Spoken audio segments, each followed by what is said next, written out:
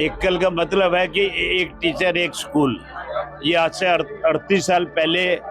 जो है धनबाद से शुरू हुआ था। अगर बच्चे शिक्षित हैं, अगर बच्चों में अच्छे संस्कार है, तो ये तो पूरा राष्ट्र निर्माण का कार्य हो गया, पूरा राष्ट्र ही संपन्न हो जाएगा, निर्माण का कार्य हो जाएगा। हमारा मानना है कि हम जो राम जी का काम था वो काम हम कर रहे हैं एकल अभियान के माध्यम से। भारत लोक शिक्षा परिषद एकल विद्यालय के द्वारा एक खास श्री राम कथा का आयोजन किया जा रहा है। आपको बता दें कि ये कथा 29 मार्च से लेकर 6 अप्रैल तक चलने वाली है और इसमें उन तमाम बच्चों को प्राथमिकता दी जाएगी जो ग्रामीण क्षेत्र से आते हैं। क्या कुछ ये कार्यक्रम रहेगा, किस चीज में ये खास जो यहाँ पे आने वाले दर्शक है वो कौन होने वाले हैं और कितनी भारी संख्या में लोगों के साथ साथ किन लोगों को ये प्राथमिकता दी जाएगी, कौन इसमें जो मुख्य अतिथि के तौर पर रहेंगे, तो इस एकल विद्यालय के जो तमाम जो मेहमान हैं उनसे बातचीत करेंगे और जानते हैं कि इस बार जो कार्यक्रम किया जा रहा है इसमें क्या कुछ खास होने वाला है। वनवासी क्षेत्र में एकल अभियान के माध्यम से हम वनवासी ग्रामीण क्षेत्र के अंदर में स्कूलों का संचालन कर रहे हैं, जिसके अंदर में हमारा मानना है कि हम जो राम जी का काम था वो काम हम कर रहे हैं एकल अभियान के माध्यम से, जिसके तहत हम पूरे देश के अंदर में 1 लाख विद्यालयों के अंदर, गांवों के अंदर हम अपने विद्यालय चला रहे हैं, संस्कार शिक्षा दे रहे हैं लोगों को। माने राम जी तब भगवान राम बने जब वो वनवास में गए, तब भगवान बने, उससे पहले वो राजा राम थे। ऐसा हमारा मानना है कि उन्होंने भी जैसे सब जातिवाद को छोड़ते हुए वनवासी क्षेत्र के अंदर में सब वनवासियों को अपनाया, तो ऐसे ही हम भी उन्हें अपनाएं, उनको उतना शिक्षित करें, उनको वो संस्कार दें कि हमारे देश का सशक्तिकरण हो,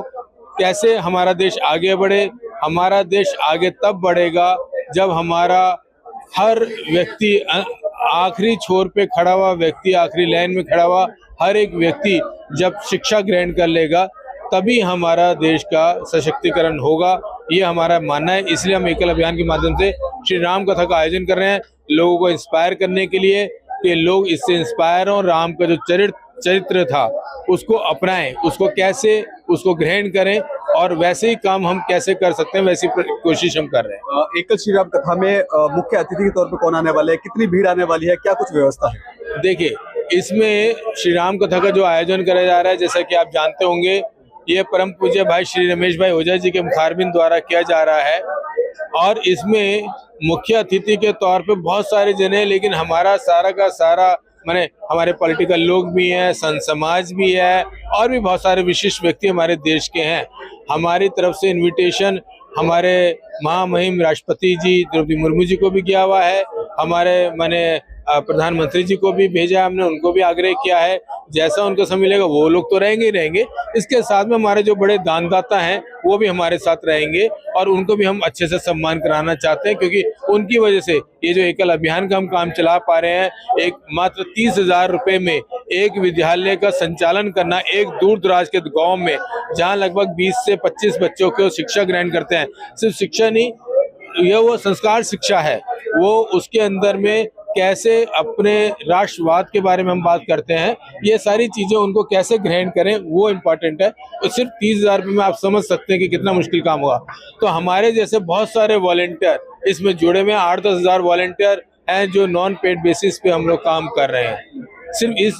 उद्देश्य से कि अपने देश का राष्ट्र निर्माण हम कैसे कर सकते हैं उसको ध्यान करते हुए हम ये काम कर रहे हैं। जो एकल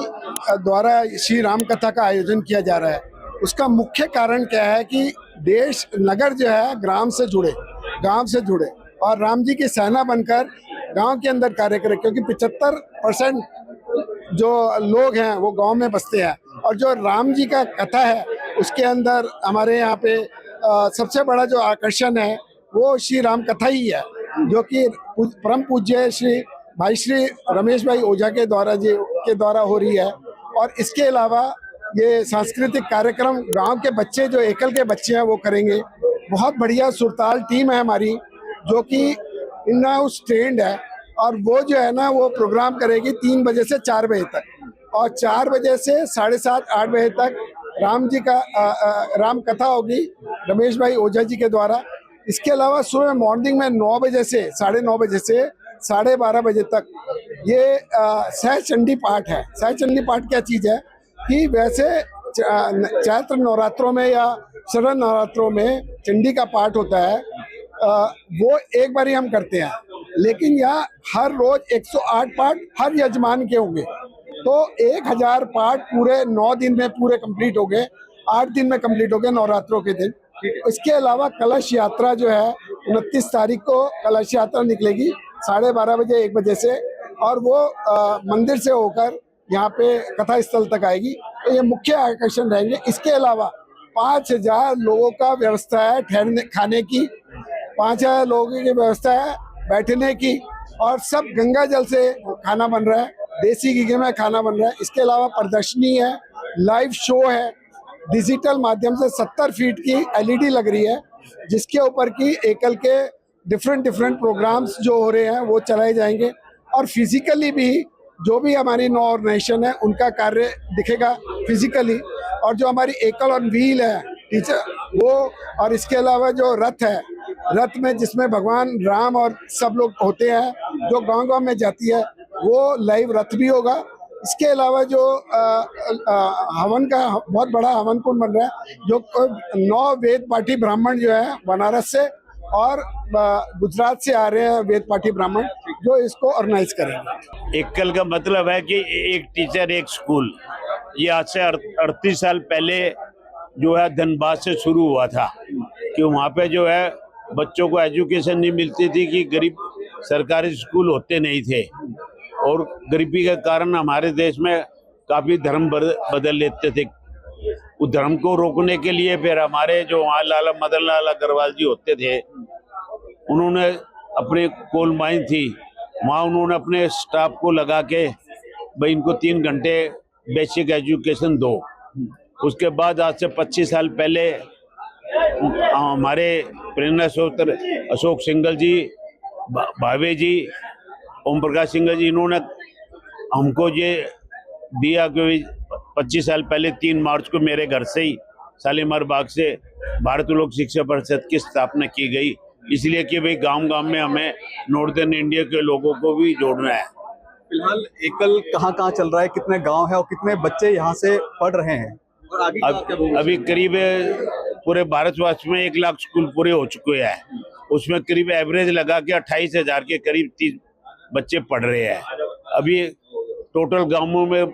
6.25 लाख गांव ऐसे हैं जो हमने आइडेंटिफाई किए है, जहाँ भी हमें और पहुंचना है।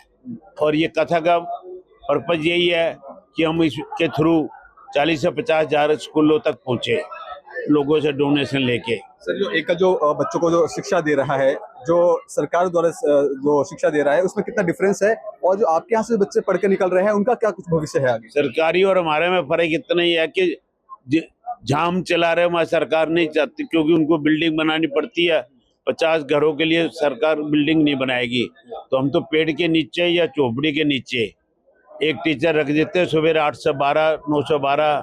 3-4 घंटे बेचे, ताकि क्योंकि वहाँ गरीबी इतनी है, माँ खेत बाड़ी में जाती है तो बच्चों को साथ ले जाती, तो हम 12 बजे तक बच्चे उनके हवाले कर देते हैं। आप बेसिक शिक्षा दे रहे हैं, लेकिन बेसिक शिक्षा की बात करें तो हम उनको संस्कार भी दे रहे हैं, इसके अलावा हमको बेसिक एजुकेशन और ये सब दे रहे हैं, ताकि वो जब तक बच्चा 4th क्लास तक की बेसिक एजुकेशन करता है तो करीब 10 साल का हो जाता है। 10 साल का बच्चा फिर 4-4, 5-5 के ग्रुप में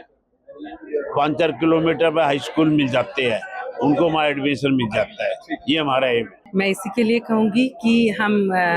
अगर बच्चे शिक्षित हैं, अगर बच्चों में अच्छे संस्कार है, तो ये तो पूरा राष्ट्र निर्माण का कार्य हो गया, पूरा राष्ट्र ही संपन्न हो जाएगा, निर्माण का कार्य हो जाएगा। तो जब अगर हम ग्रास रूट लेवल से कार्य करते हैं, छोटे बच्चों को संस्कार देते हैं, शिक्षा देते हैं, उन्हें अपने आरोग्य के बारे में बताते हैं कि क्या आपके लिए सही है, क्या गलत है, आप कैसे अपना हेल्थ का ध्यान रख सकते हैं, और देशभक्ति के लिए उनको शिक्षा करते हैं, देते हैं, तो फिर हमारा